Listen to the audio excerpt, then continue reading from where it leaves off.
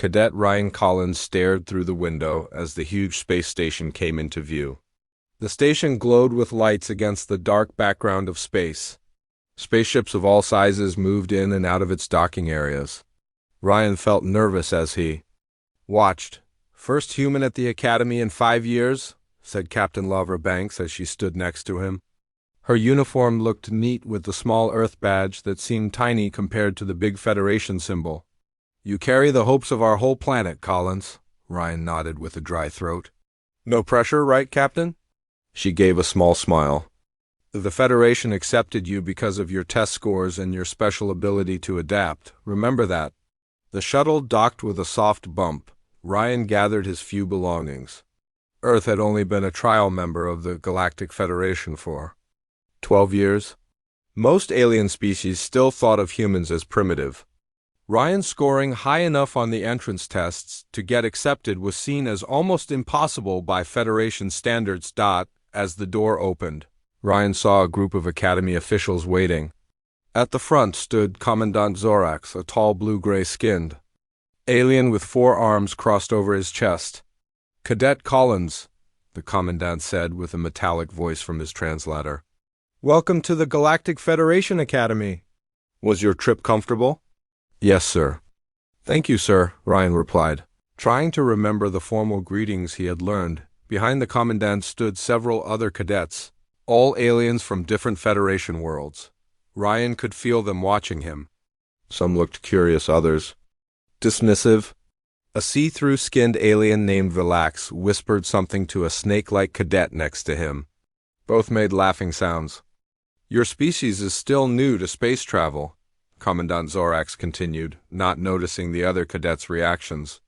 "You will find our training very hard. But the Federation believes in different viewpoints, even from worlds as young as Earth." Ryan stood tall. "I'm ready for any challenge, sir." The see-through cadet made a sound like bubbling water, his kind of laugh. "The human thinks he's ready," he said loudly enough for Ryan to hear. "How cute." Commandant Zorax gave the cadet a stern look before turning back to Ryan. "Cadet Lisk, we'll show you to your room. Training starts at 0600 Federation time. Don't be late." A slim, cat-like alien with amber eyes stepped forward. "This way, human," she said.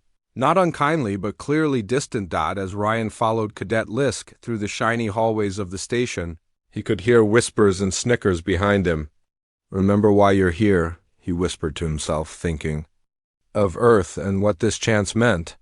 Remember what's at stake? The next morning, Ryan woke early. He put on his cadet uniform, made sure it looked perfect, and headed to the training area. He was the first one there. Slowly, other cadets arrived. Some gave him curious looks, others ignored him completely. The cat-like Lisk nodded slightly when she saw him. "Attention!" called a voice.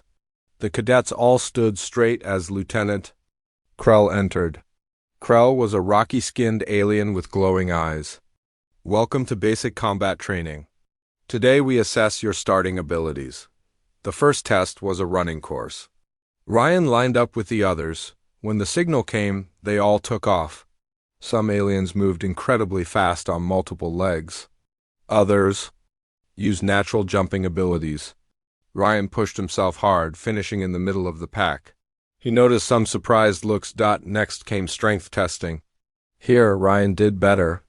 Earth's gravity was stronger than many Federation worlds, giving humans a natural advantage in muscle development.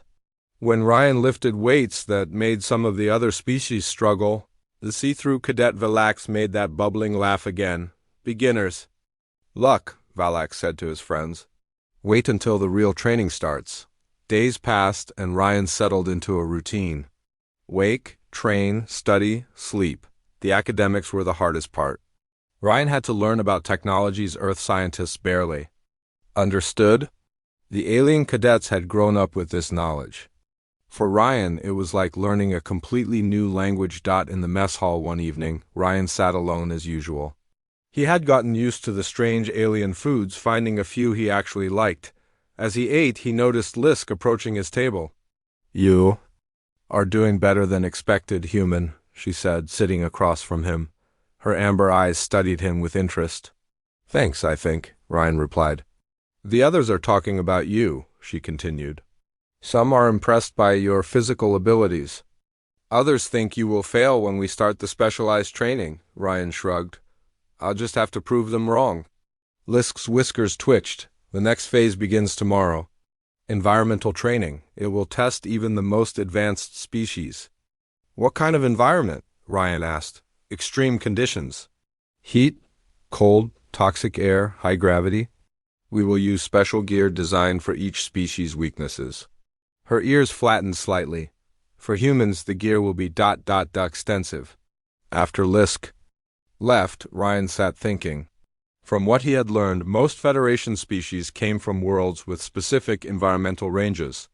They had evolved for particular conditions and relied on technology to adapt to others. Humans, on the other hand, had evolved on a planet with wildly varying environments. Earth had deserts, Arctic regions, mountains, oceans, and everything in between. Humans had survived in all of them, often with minimal gear. The next morning, the cadets gathered in the equipment room. Lieutenant Commander Vex, a crystalline alien, stood before them. Today begins your environmental adaptation training, Vex announced. Each of you will complete a course on Taraxis 4, a Class Y world with high gravity, toxic atmosphere, and extreme heat. Ryan's heart sank. Class Y environments were among the most hostile in the Federation system. You will each receive environmental gear suited to your species' limitations, Vex continued, looking at Ryan. The course must be finished within 2 standard hours. The cadets moved to the equipment area. When Ryan's turn came, the gear officer, an alien with many arms, looked at him with something like pity. Human, the officer said, your species cannot survive Class Y environments. You need a full exosuit with life support, movement help, and neural interface. The suit looked enormous, a bulky machine that seemed more like a small tank than wearable gear. Ryan stared at it, thinking about how much it would slow him down and how hard it would be to move in such equipment. Nearby, Valax was being given a simple breathing mask and heat regulator. His species naturally handled extreme conditions better. Look at the human's gear, Valax called out, laughing that bubbling laugh. He needs a moving fortress just to survive. Other cadets joined the laughter. Even Lisk's whiskers twitched in what might have been amusement. Ryan looked at the massive suit, then at the simple gear the others were getting. He thought about Earth's higher gravity compared to many Federation worlds and about the extreme environments humans had survived on their home planet. He thought about adaptability, humanity's greatest strength. He made his decision. Mind if I go without gear? Ryan asked the stunned equipment officer. The room went completely silent. The equipment room stayed completely silent after Ryan spoke those words. The many-armed gear officer blinked all 8 eyes in confusion. Without any gear? The officer asked. Not completely without, Ryan explained. He picked up a simple oxygen mask designed for toxic air. Just this for breathing. I can handle the rest. Valax's see-through skin pulsed with shock. The human wants to die. Lieutenant Commander Vex approached with concern on his crystal face. Cadet Collins, Taraxis 4 has almost twice Earth's gravity and temperatures over 60 degrees Celsius. Number. Human has ever. With respect, sir, Ryan interrupted. Earth has places that reach 50 degrees, and I trained in them. As for gravity, humans come from a higher gravity world than most Federation species. It will be hard, but I can handle it better without that huge suit. He pointed at the EXO-suit. Vex seemed to think about this. Federation rules allow for species-specific choices, he said slowly. But the risk is my responsibility, Ryan finished. I've studied the course. The heat and gravity I can manage. The air is the only real danger, so I need the mask. After a long silence, Vex nodded. Very well, Cadet Collins. Your choice is recorded. But be warned, failing this course means dismissal from the academy. As Ryan walked away with only his oxygen mask, he felt everyone staring at him. Some looked at him with new interest, others certain they were seeing the end of Earth's latest attempt to join the galactic community. Lisk came up beside him. Brave or foolish, human? Ryan managed a smile. On Earth, we often say there's a fine line between the two. The transport ship carrying the cadets descended through the orange clouds of Taraxis. 4. Strong winds and electrical storms shook the ship. Through the window, Ryan saw the training course below, a nightmare landscape of sharp rocks, bubbling chemical pools, and narrow canyons, all in the red glow of the planet's sun. Final equipment check, announced the robot pilot dot around him. The other cadets sealed helmets, turned on shields, and checked their various protective systems. Valix kept looking at Ryan, his transparent skin pulsing with what might have been worry or expectation of failure. "You still have time to ask for proper equipment, human," Valix said, his voice both mocking and concerned. Ryan checked his oxygen mask one last time, making sure the filters were properly set. "I'm good," he replied simply. "Course directions uploaded to your neural interfaces," the pilot announced. "For the human cadet, physical markers have been made larger." The transport landed on a flat rock area, and the back door opened. Immediately, a wave of heat hit the cabin, along with the howl of Taraxis winds. Ryan felt the increased gravity right away, like someone had put a heavy weight on his shoulders and chest. One by one, the cadets left the ship. Some moved forward easily despite the conditions, others moved more carefully, their gear helping them handle the hostile environment. When Ryan stepped onto the surface, the full impact hit him. The heat was intense, like standing too close to a fire. The gravity pulled at every muscle, making each step hard work. Through his mask he could smell the filtered remains of the toxic air, sharp and metallic. "Course begins on my mark," came Vex's voice through the communicators. "Remember, 2 standard hours to complete. Pick up only at the designated endpoint." Ryan positioned himself at the starting line, aware of the sideways looks from his fellow cadets. "Mark." The cadets moved forward.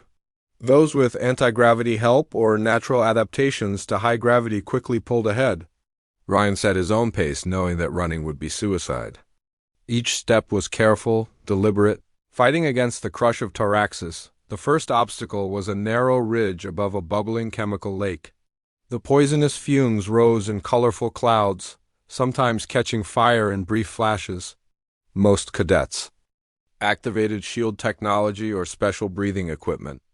Ryan adjusted his simple mask and continued, staying low to avoid the worst of the fumes. Halfway across the ridge, he passed Cadet Nix, an insect-like alien whose mechanical frame had started to malfunction in the caustic air.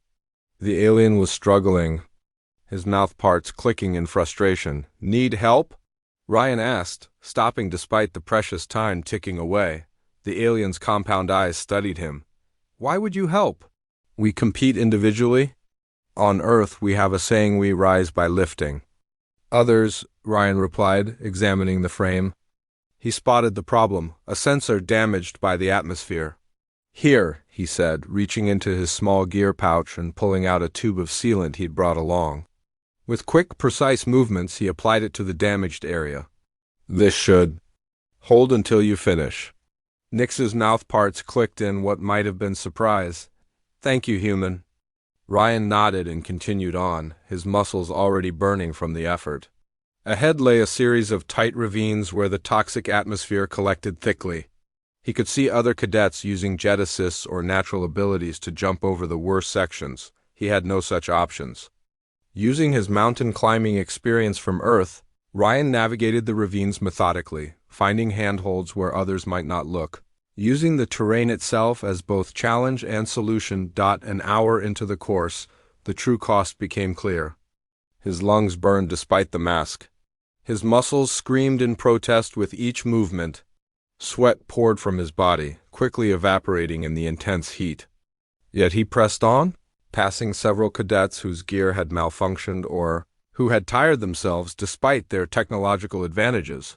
When he reached the chemical geysers, columns of toxic materials erupting unpredictably from the ground, Ryan saw the lax ahead, his protective field flickering unreliably. As Ryan watched, a geyser erupted directly in Valix's path, splashing caustic fluid against his failing shield. Valix fell, his skin blistering where drops of the chemical had penetrated. His defenses, without hesitation, Ryan changed direction, heading directly toward the fallen cadet. What are you doing? Valak bubbled weakly as Ryan reached him. What any cadet would do, Ryan replied, pulling the Viraldi to his feet and supporting him. Come on, we're finishing this together. Why? Valak asked, genuine confusion in his voice. I mocked you. Ryan adjusted his grip, wincing as his overtaxed muscles protested. Another Earth saying, be the change you want to see. Together, they navigated the final sections of the course, Ryan's raw determination complementing Valak's technical knowledge of the terrain. When they finally crossed the finish line, they were among the last to complete the course, but they had completed it. Lieutenant Commander Vex was waiting, his crystal features unreadable. Cadet Collins, you assisted Cadet Valak. It wasn't a question, but Ryan answered anyway. Yes, sir. Interfering with another cadet's performance is against regulations, Vex stated flatly. Ryan stood as straight as his exhausted body would allow. With respect, sir, I didn't interfere. I assisted a fellow cadet in danger. If that's against regulations, then I accept the consequences. A long silence followed, broken only by the howl of Taraxis winds and the heavy breathing of the exhausted cadets. Finally, Vex nodded. Noted, Cadet Collins. Board the transport. As Ryan helped Valak toward the waiting ship, he noticed something different in the way the other cadets looked at him, not mockery or dismissal, but something that might, with time, become respect. News about Ryan's performance on Taraxis 4 spread through the academy like wildfire. The human who had completed one of the hardest courses with minimal gear, who had stopped to help not one but two fellow cadets despite the competitive nature of the test, it was something no one had seen before. In the mess hall the next day, Ryan sat alone as usual, forcing himself to eat despite muscles so sore he could barely lift his utensils.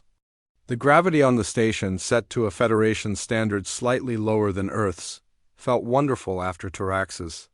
This seat taken? Ryan looked up to see Cadet Nix, the insect-like alien he had helped on the course. Without waiting for an answer, Nix settled onto the bench across from him, arranging his special food cubes. How's the frame? Ryan asked. Fixed, Nix clicked. Your solution was good. Unusual, but good. Before Ryan could respond, Cadet Lisk appeared, setting her tray down beside him. Her cat-like eyes studied him with new interest. You continue to surprise human, she said. The instructors are still talking about your performance. Talking or criticizing? Ryan asked with a small smile. Both, she admitted. Lieutenant Vex has submitted a formal praise for your help to fellow cadets. Commander Trell has filed a complaint about your disregard for safety rules. Ryan shrugged, wincing as his shoulders hurt. Sounds about right. One by one, other cadets joined their table species that had previously avoided Ryan, now curious about the human who had defied expectations. Even Valak approached, his see-through skin still showing faint marks from his injuries. I owe you my thanks, the Viraldi said, the bubbling quality of his voice subdued. And an apology. I judged your species too quickly. No apology needed. Ryan replied, we all have wrong ideas to overcome. Valak's skin pulsed in what Ryan was beginning to recognize as thoughtfulness. The way you approached the course without relying on technology, it was educational.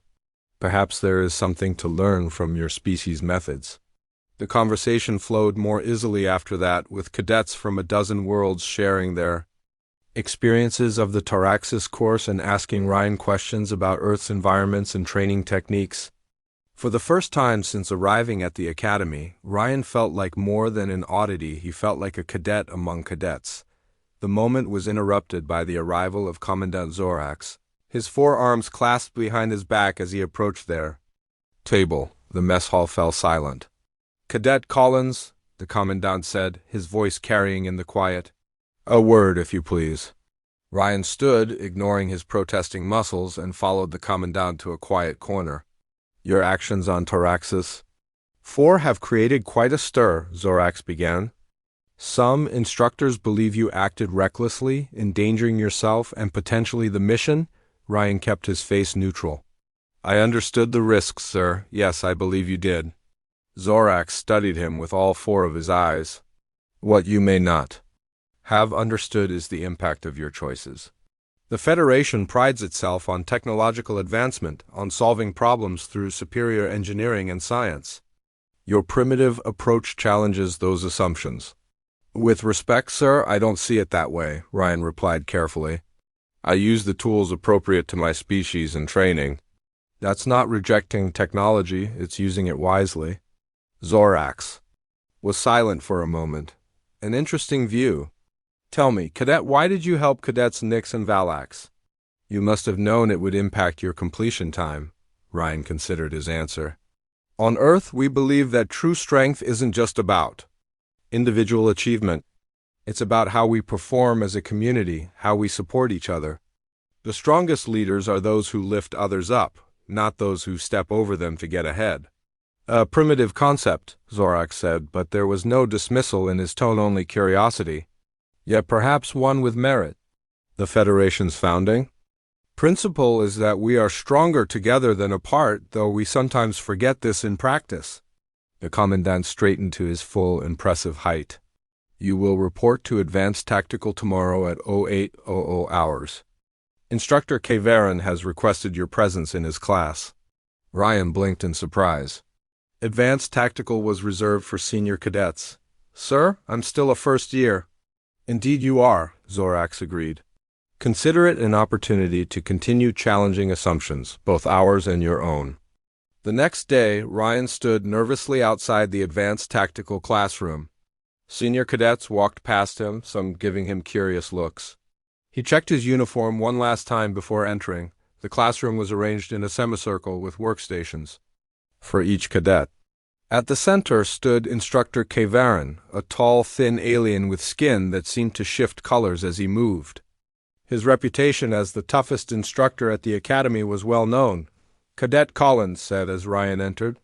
Welcome, please take the empty station. Ryan moved to the indicated spot, aware of the senior cadets watching him. The workstation was more complex than those in his regular classes, with holographic displays and neural interface points. Today, Kavaran began, his skin shifting to a deep blue, we will examine adaptive strategies in hostile environments. Specifically, the balance between technological solutions and biological adaptation, his eyes fixed on Ryan. Cadet Collins will assist me in demonstrating some concepts from his Taraxis 4 experience. For the next hour, Ryan found himself answering questions about human adaptability, explaining how Earth-varied environments had shaped human evolution and approaches to survival. The senior cadets asked thoughtful questions, genuinely interested in his perspective. The key difference I see, Ryan explained in response to one question, is that many Federation species evolved in very specific environmental niches. You developed amazing technologies to adapt to other environments. Humans evolved in an environment that constantly changed from ice ages to warm periods, from deserts to jungles. We had to adapt biologically and behaviorally before we had advanced technology. An interesting limitation that became a strength, Kavaran commented, his skin now a thoughtful purple. What implications might this have for our standard Federation approaches? The discussion continued, moving from theoretical to practical applications. By the end of the class, Ryan had contributed to the development of 3 new tactical approaches that combined human adaptability with Federation technology. As the class ended, Kavaran approached Ryan. You have provided valuable insights, Cadet. I would like you to continue attending this class for the remainder of the term. Thank you, sir, Ryan replied, surprised and pleased. I'd be honored. In the weeks that followed, Ryan's status at the academy changed dramatically. He was no longer seen as just the human cadet, but as Ryan Collins, a cadet with unique perspectives and abilities. His friend circle expanded beyond Nix, Lisk, and Valax to include cadets from all years and species. In his regular classes, Ryan still struggled with the advanced technological concepts, but his classmates now offered help rather than mockery. In exchange, he shared Earth approaches to problem-solving that sometimes offered simpler, more efficient solutions than the standard Federation methods. One evening, as Ryan sat with his friends in the recreation area, his communicator beeped with an official academy message. He opened it, reading with growing excitement. "What is it?" Lisk asked, noticing his expression. "A message from Earth," Ryan replied. "Because of my performance here, the Federation Council has approved a second human cadet for next term." "That's wonderful news," Nix clicked, mandibles moving in his version of a smile. "It means they're starting to see humans differently," Valax added, his transparent skin pulsing with what Ryan now recognized as approval. "To see your potential." Ryan nodded, feeling a sense of accomplishment greater than any personal achievement. He had come to the academy to prove himself, but in doing so, he had opened the door for others to follow. "Who is this new human?" Lisk asked. "Her name is Maya Johnson," Ryan said. "According to this, she specializes in xenobiology and adaptive systems." "Sounds like she continue what you started," Valax observed. Ryan smiled, thinking of the possibilities ahead. "This was always about more than just me. It's about Earth finding its place in the Federation, showing what humans can contribute."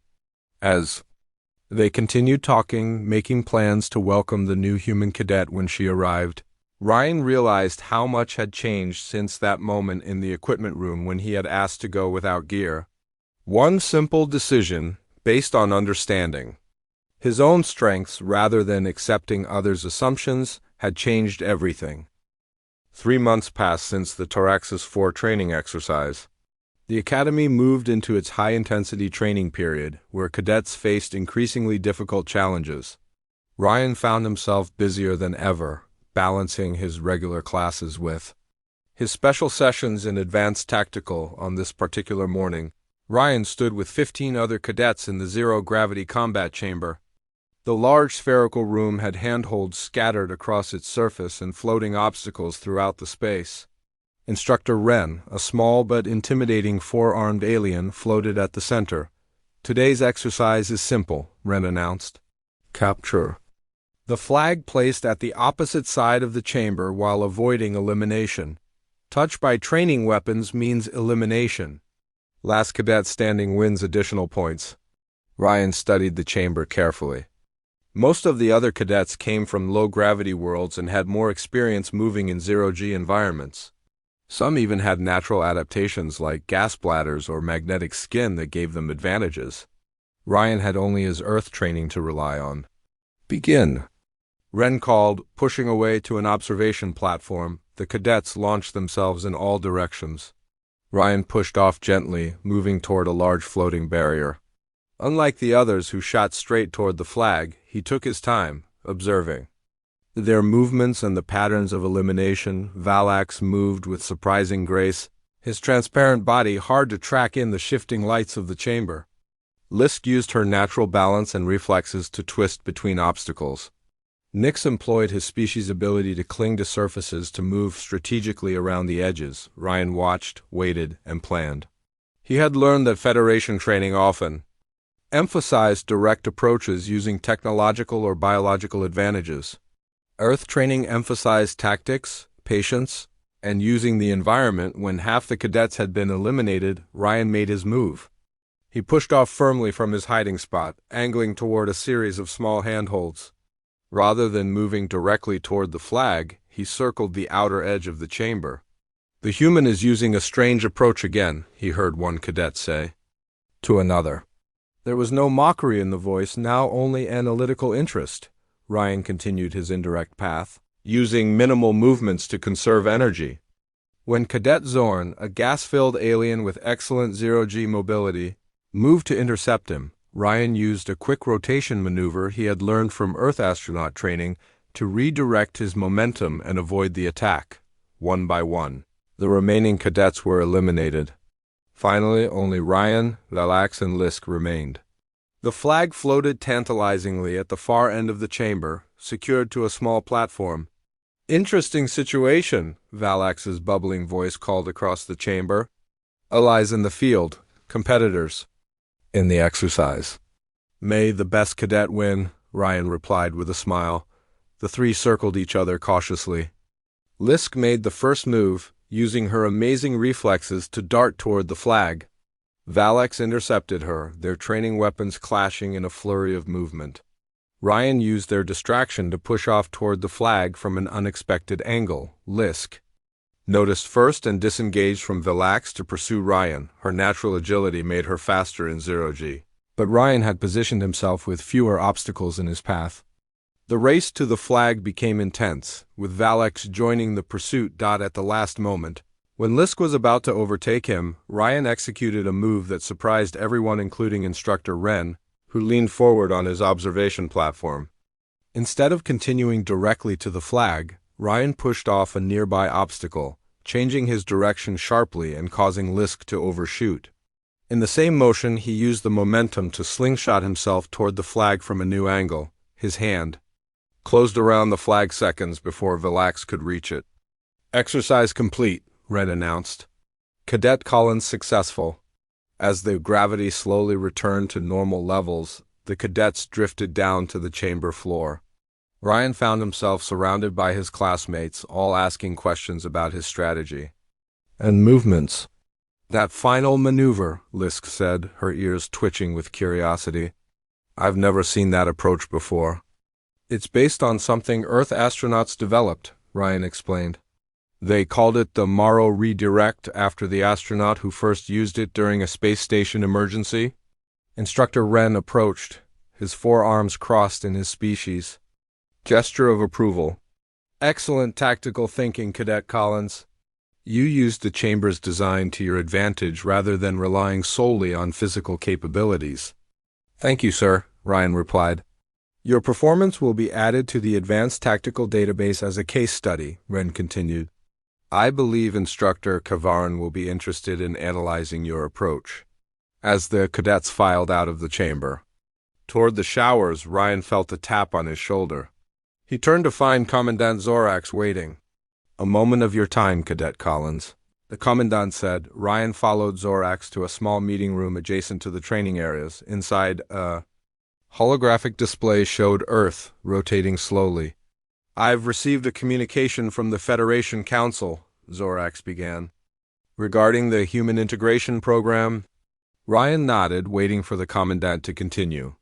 "Your performance at the Academy has been noted at the highest levels," Zorax said.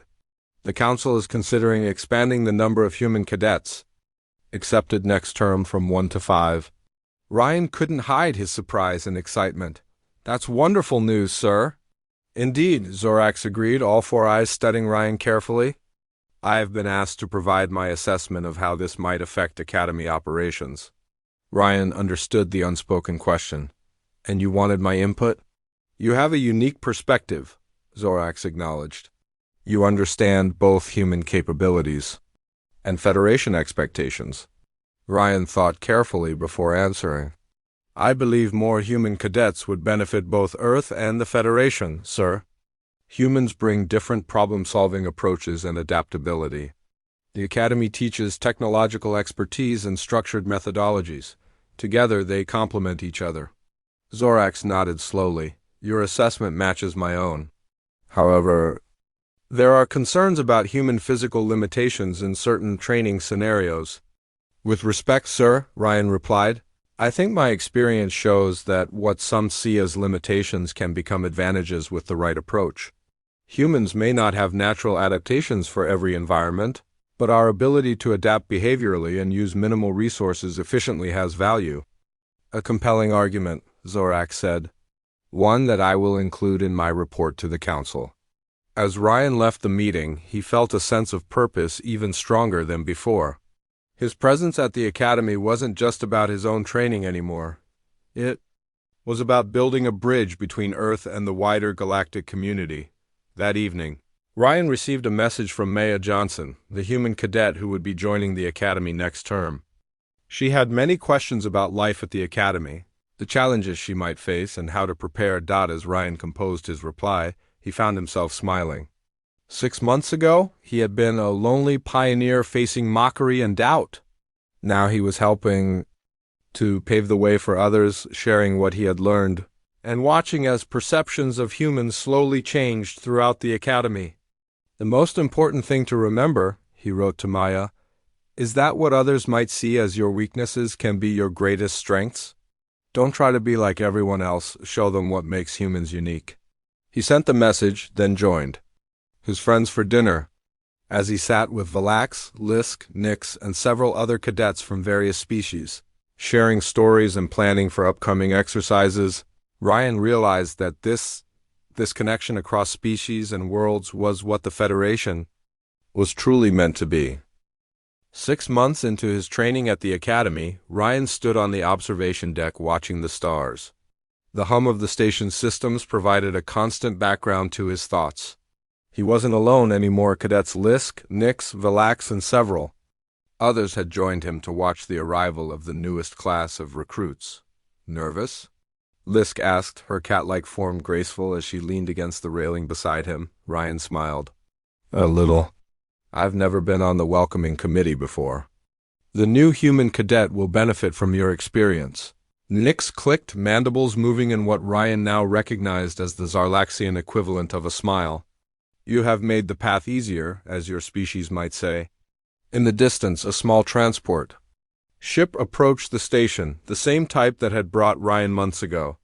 Somewhere on board was Cadet Maya Johnson, the second human to be accepted to the academy. This cycle a direct result of Ryan's performance and the subsequent reevaluation of human potential. They still laugh, you know, Valax said, his transparent skin pulsing with amusement. Some of the instructors, when they think we cannot hear, they say humans are still primitive, still too reliant on physical adaptability rather than technological solutions. Let them laugh, Ryan replied without anger. As long as they're also learning, and they were learning. In the months since Taraxis 4, Ryan had become something of an unofficial consultant on adaptive techniques versus technological solutions. Instructor Kaveron's advanced tactical class now included a full section on minimalist approach strategies based partly on Ryan's methods. 3 senior projects were exploring ways to combine human adaptability with Federation technology. The station's announcement system chimed softly. Transport Alpha 7 has docked. All welcome committee members report to Bay 4 as they made their way through the corridors. Ryan reflected on how much had changed. He was no longer the outsider. He was a cadet with friends, with a growing reputation, with a purpose beyond simply proving himself. You're doing that human thing again, Lisk observed, going quiet and thoughtful. Ryan laughed. Just thinking about how different things are now compared to when I arrived. Different for all of us, Valax agreed, falling into step beside them. Your approach has value. My latest simulation scores improved 12% after implementing some of your minimalist techniques. They reached the docking bay just as the airlock cycled open. Commandant Zorax stood at the front of the welcoming party, all 4 arms now folded in front of him rather than behind a posture of openness rather than authority. The new cadets began to file through beings from across the Federation, each unique, each bringing their own strengths and perspectives. Near the end came a human woman with dark skin and close-cropped hair, her eyes wide as she took in the vastness of the station. Cadet Johnson, Commandant Zorax greeted her. Welcome to the Galactic Federation Academy. I believe you already know Cadet Collins. Ryan stepped forward with a smile, offering a traditional Earth handshake. Welcome aboard, Maya. She returned the smile, though her eyes showed her nervousness. Thanks, I've heard a lot about you. All good things, I hope. Mostly, she replied, with a hint of humor. Though they did warn me you have an unusual approach to environmental training. A ripple of laughter went through the assembled cadets and instructors, not mocking but genuinely amused. Even Commandant Zorax's mouth twitched in what might have been a smile. Cadet Collins will be your orientation guide, the Commandant continued. He has proven adept at bridging cultural differences. As the formal welcome concluded and the cadets dispersed, Ryan showed Maya around the station, introducing her to his friends and explaining the unwritten rules and customs that no official handbook could capture. I have to ask, Maya said as they reached the training decks. Is it true what they say about the Taraxis course, that you did it with just an oxygen mask? Ryan shrugged modestly. It seemed like the right approach at the time. It was more than that, Lisk interjected. It was the moment everything changed, for him, for us, for the Academy's perception of humans. You make it sound more dramatic than it was, Ryan protested. Because it was dramatic human, Velax bubbled, amusement pulsing through his transparent skin. You said, mind if I go without gear? And rewrote everyone's expectations in 9 words. Ryan laughed, remembering the shocked silence that had followed his request. Well, maybe a little dramatic. They reached the observation deck again, the vast expanse of space spreading out before them. Somewhere out there was Earth still finding its place in the galactic community, still learning, still adapting. So what happens now? Maya asked, gazing at the stars. Ryan considered the question. Looking at the diverse group of cadets that had become his friends, beings from worlds with histories spanning thousands of years, technologies beyond human, imagination and perspectives that challenged everything he thought he knew. Now, he said, we keep learning from each other. The Federation has technologies we've only dreamed of on Earth, but maybe we have something to offer too: adaptability, resilience, a different way of approaching problems, and a tendency to do things the hard way, Lisk added with a cat-like smile. That too, Ryan agreed with a laugh. But sometimes the hard way teaches you things the easy way can't. As they stood together watching the stars, Ryan felt a sense of possibility that extended far beyond his own future at the Academy. Earth was just beginning its journey among the stars, taking its first careful steps into a community of worlds. There would be challenges ahead, misunderstandings to overcome, perspectives to change. But for now, in this moment, with friends from a dozen worlds standing beside him, Ryan Collins, the human cadet who had once been laughed at, felt like he was exactly where he belonged. The next morning, Ryan woke early to begin Maya's orientation. They had a full schedule planned, starting with a tour of the academic facilities, followed by introductions to key instructors. Ready for day 1? Ryan asked as they walked toward the science wing. Maya nodded, though he could see the nervousness in her eyes. As ready as I'll ever be. Did you feel this overwhelmed when you started? Completely, Ryan admitted. Everything was alien, literally. But you have an advantage I didn't have. What's that?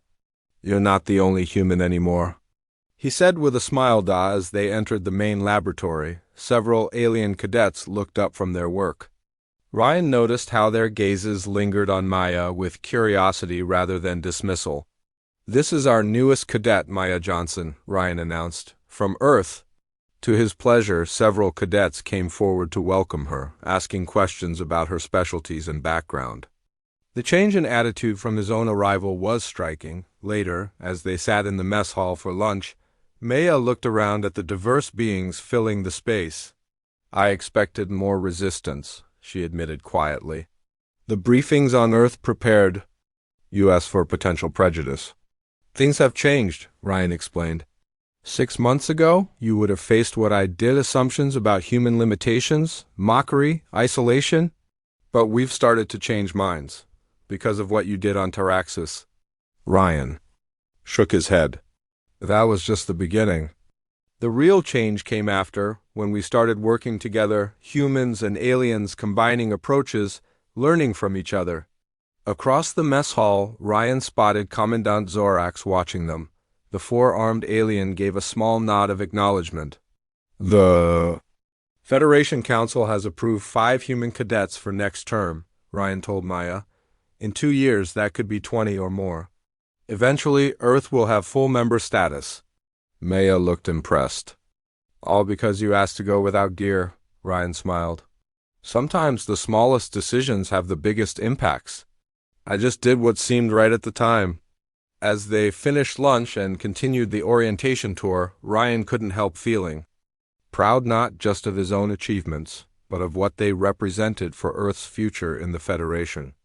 From being laughed at to being respected, from isolation to friendship, from misunderstanding to cooperation. The journey was just beginning, but the path ahead looked brighter than he could have imagined when he first arrived at the Academy.